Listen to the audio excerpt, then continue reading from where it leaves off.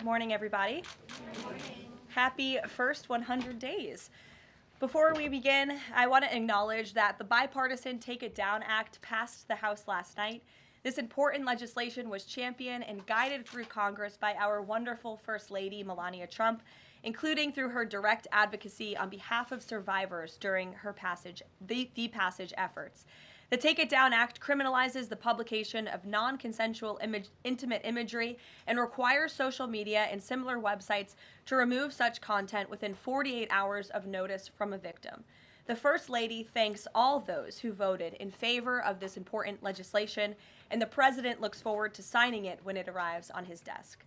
Today officially marks 100 days of promises made and promises kept by President Trump. This has truly been the most historic start to a presidency in American history. After building the greatest economy in the world in his first term as president, President Trump is in the process of doing that all over again. The American people trust in President Trump. Since his first day in office, President Trump has focused on defeating the Biden inflation crisis, bringing down the cost of living, and making the United States the best place in the world to do business, invest, create jobs, and innovate. And President Trump's efforts are working. 345,000 jobs have already been added since the start of President Trump's term. Last month's jobs report saw nearly 100,000 more jobs than economists predicted, and it was the fourth highest month for private payroll growth in the past 2 years. 9,000 manufacturing jobs have been added to the economy already. This is a sharp contrast to the 6,000 manufacturing jobs that were lost each month in the final 2 years of the Biden administration. The U.S. employment rate remains at historic lows. And thanks to President Trump, Americans are seeing price relief for the first time in years. The last inflation report showed the first consumer price decline since the COVID pandemic, a decrease in energy prices, and real average hourly wage growth. President Trump is delivering on his promises to lower costs for American families and businesses. Prices across the board for everyday goods have seen declines since this president was inaugurated. From airfare to used motor vehicles to prescription drugs, prices are dropping. In fact, last month's drop in the price of prescription drugs was the largest ever recorded.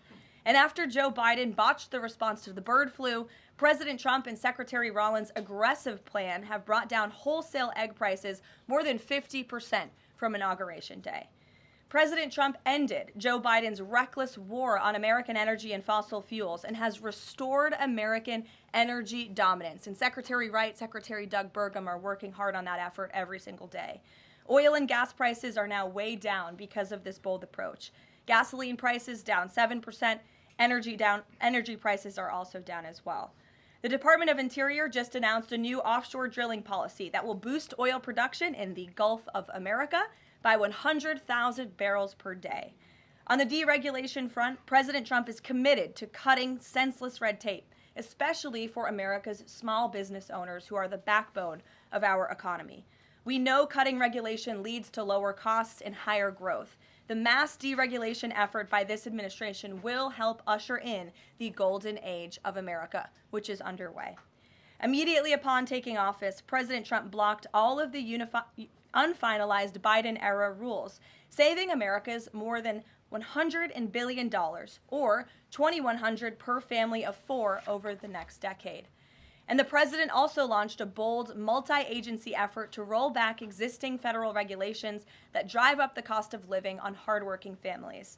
This effort is projected to yield significant cost savings in the coming months, including the EPA's rollback of tailpipe emission rules for light-duty and medium-duty vehicles and the Department of Transportation's latest corporate average fuel economy standards. These two efforts alone yield $755 billion in total savings, or more than $8,800 per family of four over the next decade.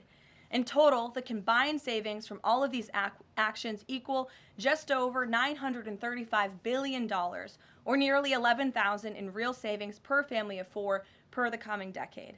The press is not talking nearly enough about the positive impact of President Trump's deregulation campaign. And investments from the biggest companies and countries in the world are pouring in under this president. So far, total investment commitments under the Trump administration have reached more than $5 trillion.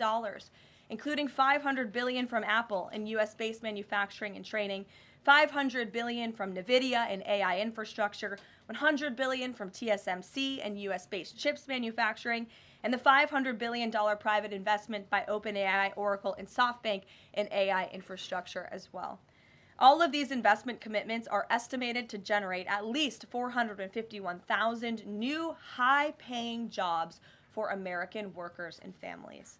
At this point, President Trump has secured more investments in the United States of America in 100 days than Joe Biden did in 4 years. President Trump is America's businessman in chief, and that's why these trillions of dollars in investments are flooding to our country. The business community is bullish on America because President Trump is back in charge. Tomorrow, the president will host CEOs and leaders from several companies that have made these investments to tout their historic commitments to our country and encourage others to follow suit. Under President Trump, there has never been a better time to invest in America. And the president finally said enough is enough and refused to allow America and our workers to be ripped off any longer on trade. President Trump implemented powerful tariffs to end the era of economic surrender and to rebalance America's trading agreements. More than 100 countries have already come to the table looking to offer more favorable terms for America and our people. There has never been a president who has created his own leverage like this president, and we are just getting started. Republicans in Congress are getting very close to passing President Trump's one big, beautiful bill, which will include the largest tax cuts in American history, strong border security measures, major military advancements, dramatic deregulation, and common sense spending reforms. As President Trump has said before, the best is yet to come.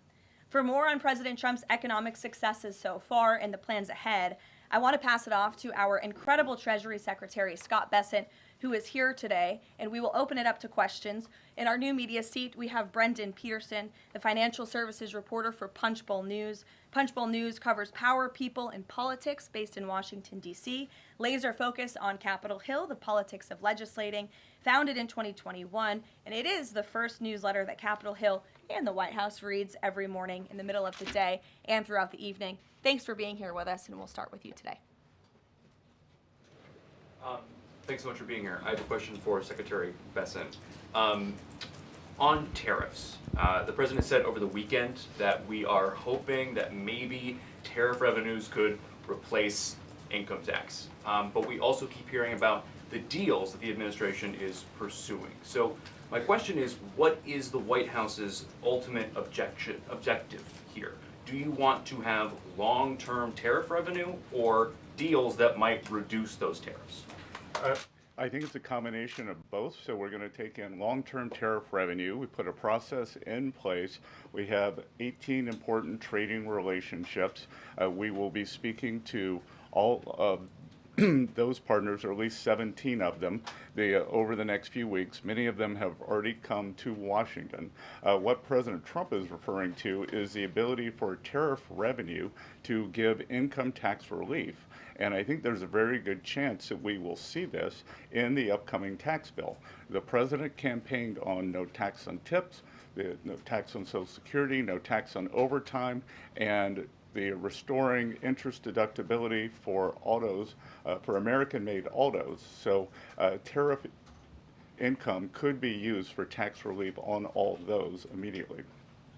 So you think that there is a role for significant tariff revenue in U.S. fiscal policy? I think that it is something that got put away a long time ago, and I think that tariffs will bring back American manufacturing and generate substantial revenues. On manufacturing, we've seen some pretty grisly surveys this month from the Philly Fed, which saw the biggest drop since May of 2020, and the Dallas Fed, similar plunging outlook, poor shipping orders. What are American manufacturers not understanding about your push for onshoring in the U.S.? Well, I think I was in the investment business 35 years, and I learned to ignore the survey data and look at the actual data, and the actual data has been quite good. The job data is good. Americans keep spending. And as Caroline said, we have these incredible commitments to bring manufacturing back on shore with record investment by domestic corporations and foreigners who want to come into the U.S. Thank you so much, Caroline. Thank you, Mr. Secretary. The Chinese continue to say that the U.S. and China are not engaged in any consultation or negotiation on tariffs. You recently said you've talked to your counterpart, but more about, quote, traditional things like financial stability. So can you clarify, is the administration talking to Beijing specifically about tariffs or not? Well, we're not going to talk about who's talking to whom, but I think that, over time we will see that the Chinese tariffs are unsustainable for China. I've seen some very large numbers over the past few days that show if these numbers stay on, Chinese could lose 10 million jobs very quickly, and even if there is a drop in the tariffs, that they could lose 5 million jobs. So remember that we are the deficit country. They sell almost 5 times more goods to us than we sell to them. So the onus will be on them to take off these tariffs. They're unsustainable for them. And they are saying you guys are not talking about it. So is that true? Look, they have a different form of government. They're playing to a different audience. So I'm not going to get into the nitty-gritty, again, of who's talking to whom. But as I said, I believe for the Chinese, these tariffs are unsustainable. And very quickly, 2 days ago, you said you didn't know if President Trump had spoken to Xi Jinping. Do you know now? Again, I would say Caroline and I have a lot of jobs around the White House. Running the switchboard isn't one of them. Bloomberg, go ahead. Secretary Bessent, thank you so much for being here this morning. You've talked about the importance of giving investors certainty when it comes to the market, yet the Trump administration is continuing to negotiate several complex trade deals in a very sort of compressed time frame. When do you expect you'll be able to give the market some certainty around those deals? Do you have a deadline? Is it the 90-day pause? What are we looking at here? Good question. And I think one thing that has been a little disconcerting for the markets is, President Trump creates what I would call strategic uncertainty in the negotiations. So he is more concerned about getting the best possible trade deals for the American people. We had 4 years of bad deals for decades of unfair trading, and we are going to unwind those and make them fair. What we are doing is we've created a process. I think the aperture of uncertainty will be narrowing, and as we start moving forward announcing deals, then there will be certainty. But certainty is not necessarily a good thing in negotiating. Mr. Secretary, last night there were reports on the administration sort of walking back a little bit on the auto tariffs. Can you sort of just elaborate on that decision there and what we can expect going forward, and why sort of the shift in those auto tariffs? Well, President Trump has had meetings with both domestic and foreign auto producers, and he's committed to bringing back auto production to the U.S. So we want to give the automakers a path to do that quickly, efficiently, and create as many jobs as possible. Jasmine. Thank you so much, Caroline. Thank you, Secretary. Back on China, does the administration anticipate supply chain shocks or supply shocks coming now that cargo shipments from China are significantly down? And if so, are there plans in the process of how to address that? I wouldn't think that we would have supply chain shocks, and I think retailers have managed their inventory in front of this.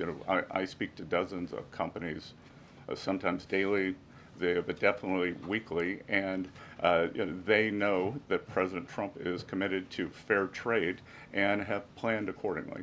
And then second question, can you outline the timeline for when you think some of these deals, particularly with your Asian countries like India, Japan, South Korea, you may have an announcement? I'm glad you brought up our Asian trading partners and allies. They have been the most forthcoming in terms of doing the deals. As I mentioned, Vice President Vance was in India last week. I think that he and Modi made some very good progress, so I could see some announcements on India. I could see the contours of a deal with the Republic of Korea coming together, and then we've had substantial talks with the Japanese. Andrea. Yeah, as Secretary Bessent, just continuing on the path of the sort of like progress. You said yesterday, I think, that it was could happen as early as this week or possibly next week. Can you give us a bit of a timetable? And then I wanted to ask about South Korea specifically. They've said that they probably won't be able to make a comprehensive deal until early July because of their elections. Japan also has elections. And to what extent are domestic factors complicating your efforts? Canada just had an election.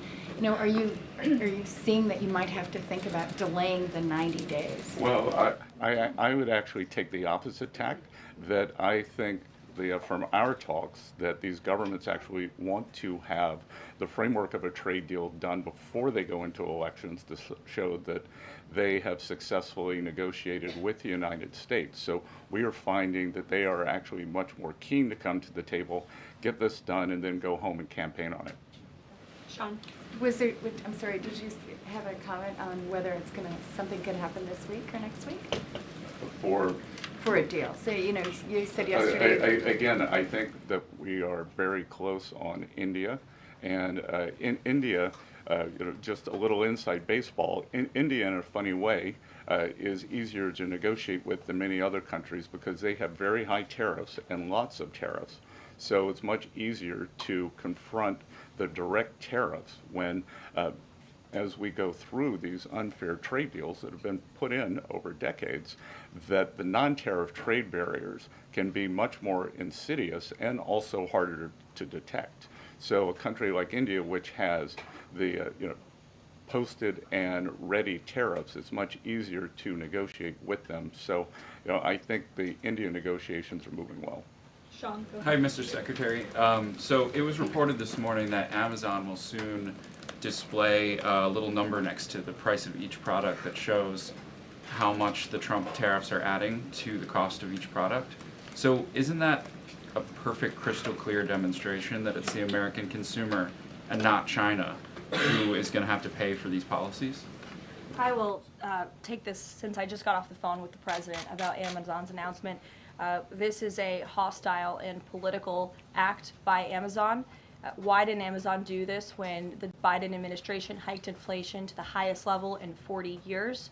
And I would also add that it's not a surprise because, as Reuters recently wrote, Amazon has partnered with a Chinese propaganda arm. So this is another reason why Americans should buy American. It's another reason why we are onshoring critical supply chains here at home to shore up our own critical supply chain and boost our own manufacturing here. Is Jeff Bezos still a Trump supporter?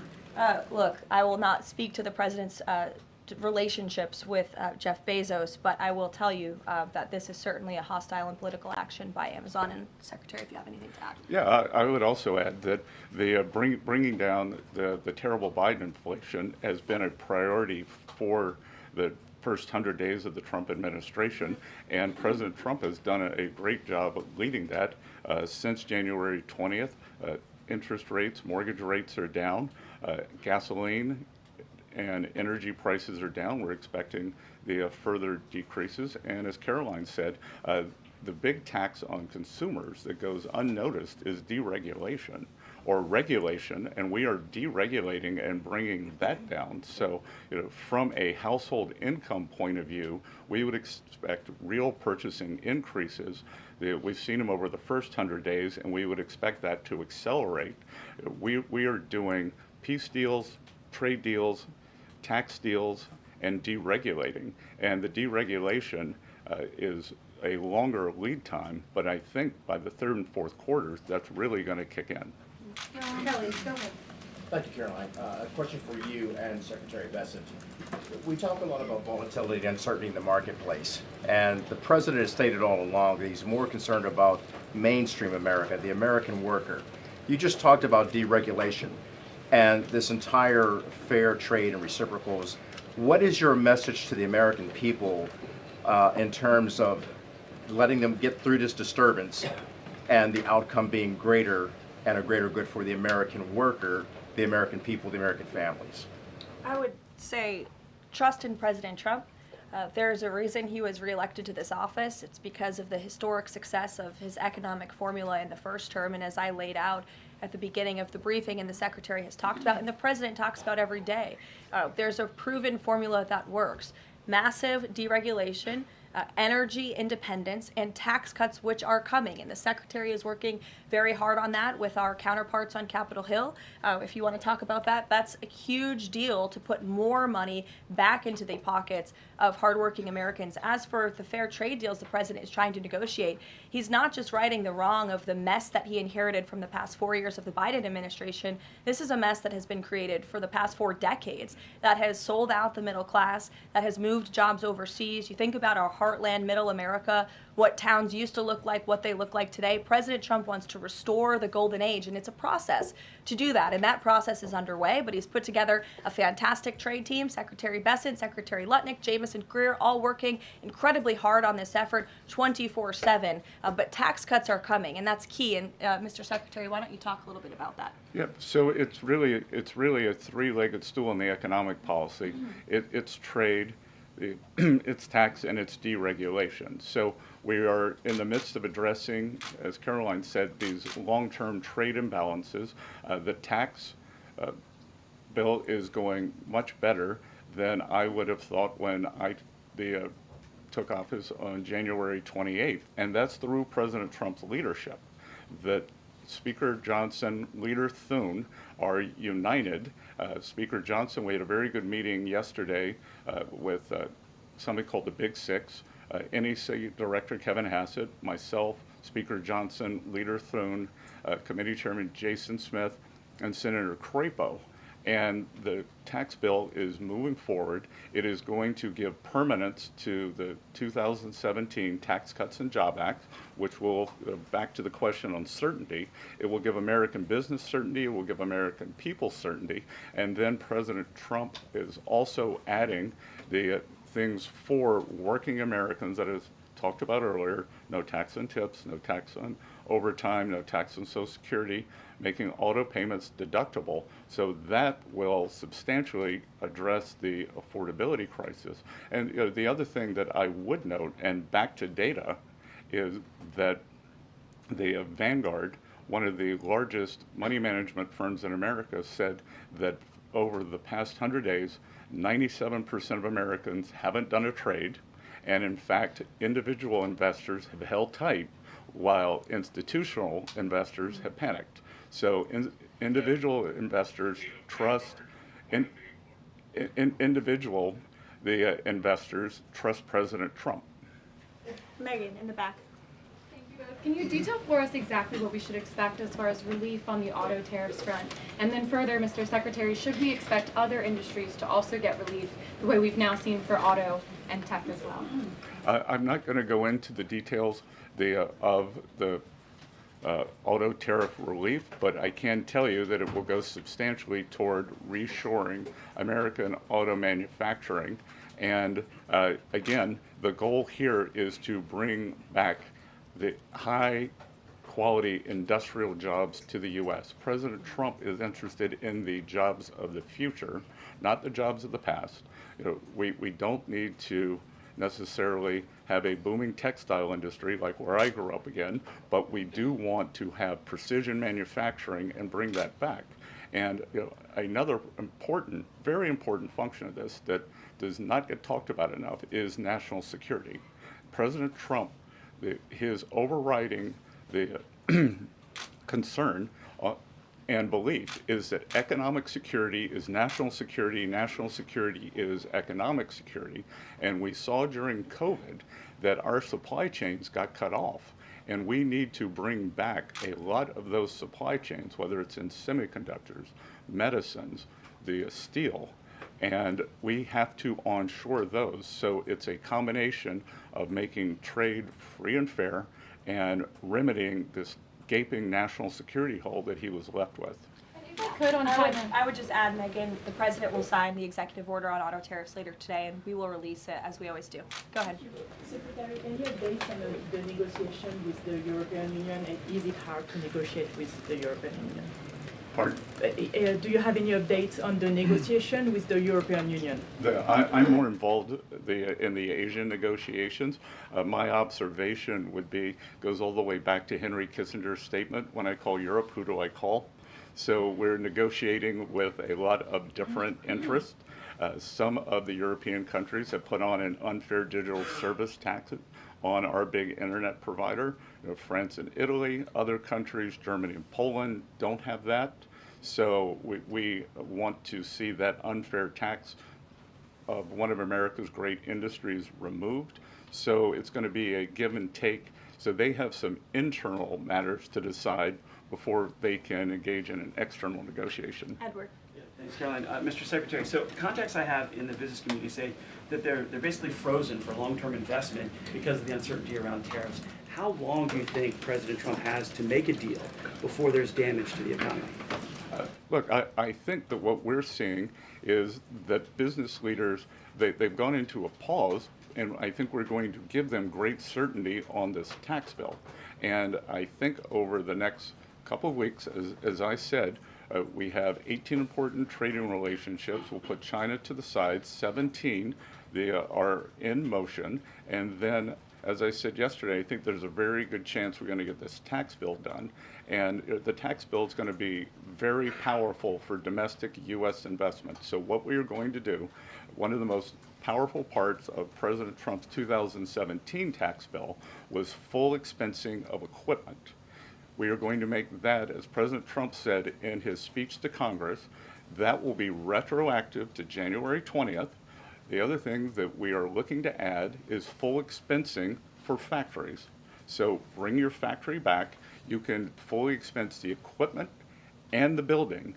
We will couple that with deregulation, cheap energy, and regulatory certainty, and that will continue to make the U.S. the greatest destination for domestic and foreign investment. And the president, well, if I can follow, just the president said that world leaders would like to meet with him in Rome, in Vatican City, about trade. Other than President Zelensky, who did the president meet with, and about trade, and when could we get some of those deals? The president met with President Zelensky, as you know, which we talked about, and the president continues to be engaged with his fellow leaders around the world in the European Union. You've seen many of them visit the White House. I want to harp on, in closing, the point the Secretary just made. On the campaign trail, the president promised the American public that he was going to make America the best country in the world to do business again. The lowest taxes, lowest regulation, lowest energy costs of anywhere in the world. And if you do business in the United States, you won't pay a tariff, you won't pay a price. That's not just good for companies around the world, but it's good for the American worker.